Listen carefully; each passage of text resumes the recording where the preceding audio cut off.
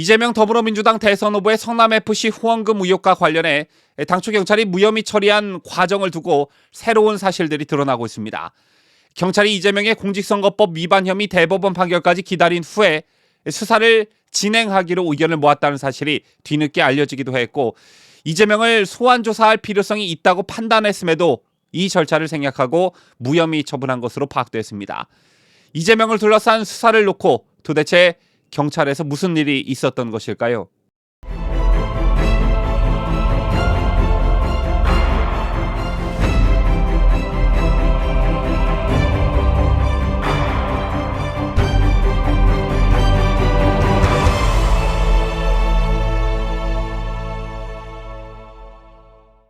시청자 여러분 안녕하십니까? 뉴스데일리 베스트 민앵커입니다. 경기도 성남시장 시절 성남FC 구단주였던 이재명 민주당 대선 후보와 관련한 160억 원대 성남FC 후원금 의혹 수사를 친정권 성향의 검찰 간부가 막았다는 주장이 제기돼 파문이 일고 있죠. 해당 검사는 보안 수사와 직접 수사가 필요한 사안이라고 수차례 보고했는데 위에서 계속 받아들이지 않았고 사표를 내는 방법밖에 없는 것 같다고 말했다고 합니다. 자, 그런데 그가 언급한 윗선은 박은정 성남지청장이었는데요. 많이 알려진 대로 박 지청장은 2020년 11월 당시 추미애 법무부 장관 밑에서 감찰 담당관으로 일하며 윤석열 당시 검찰총장 징계를 주도한 친정권 성향의 검사로 지목되어 왔습니다. 때문에 이 소식을 접한 국민들은 임기 말이 돼서도 청와대 울산시장 선거 개입 의혹, 원전 경제성 평가 조작 의혹 등 수많은 권력형 비리 수사를 막거나 지연시켰던 그 행태가 계속되고 있음에 경악을 금치 못하는 분위기인데요.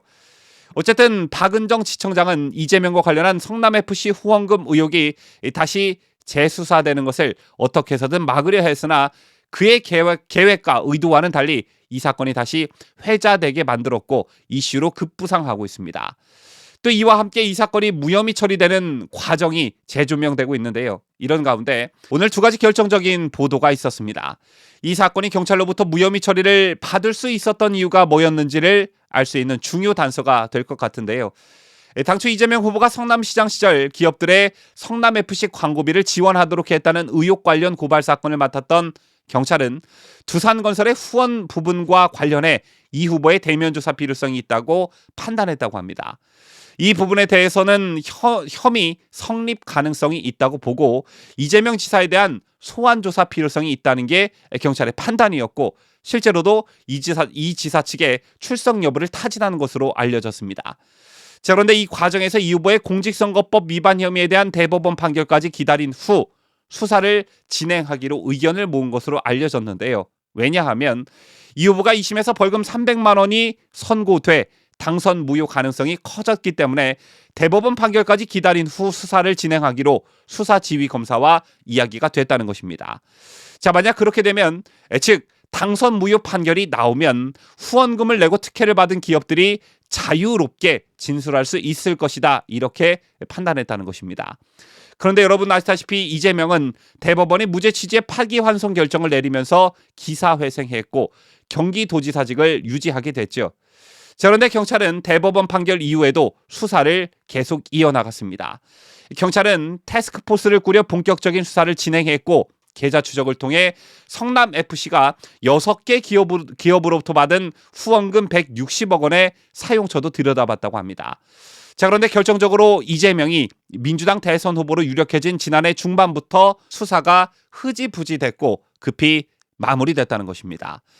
그 뒤 고발인 측의 이의 신청으로 사건을 다시 들여다보게 된 성남지청 형사 일부 수사팀은 바로 이 부분을 주목하기 시작했습니다.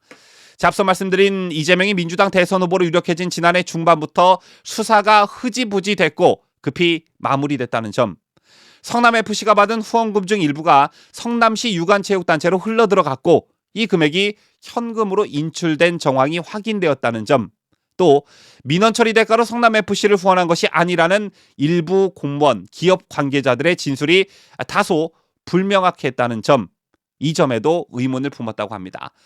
자, 때문에 사의를 밝힌 박하영 차장은 물론 이 사건 주임검사와 부장검사 3명의 의견이 일치했는데 경찰의 보안 수사를 하도록 해 사실관계를 좀 더 명확하게 할 필요가 있다는 의견이었던 것으로 전해집니다. 사건 기록상 초반에는 두산건설 관련 의혹에 대해선 혐의 성립 가능성에 무게가 실리다가 부자연스럽게 종결 정황이 있는 만큼 이 부분을 보완 수사를 통해 해소하는 게 옳다는 판단이었던 거죠. 자, 때문에 박하영 차장 등은 경찰에 보완 수사를 하도록 하는 방향으로 박 지청장에게 보고했지만 박은정 지청장은 거듭이를 반려했다는 것입니다. 무려 4개월 동안 말이죠.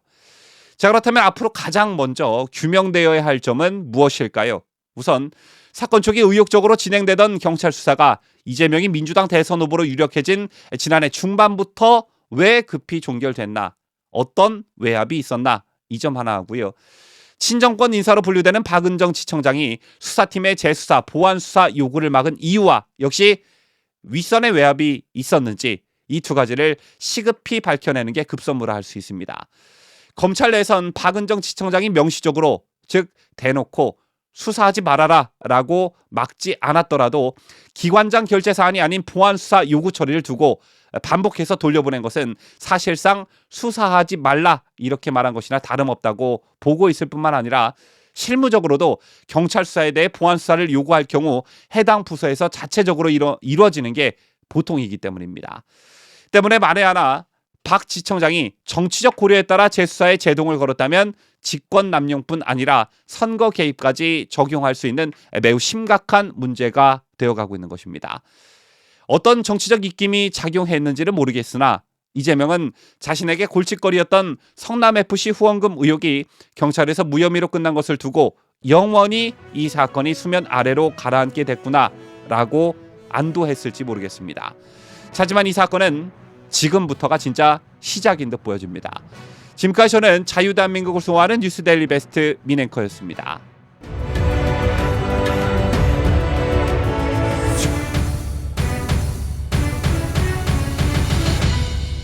함께해요. 뉴스데일리 베스트.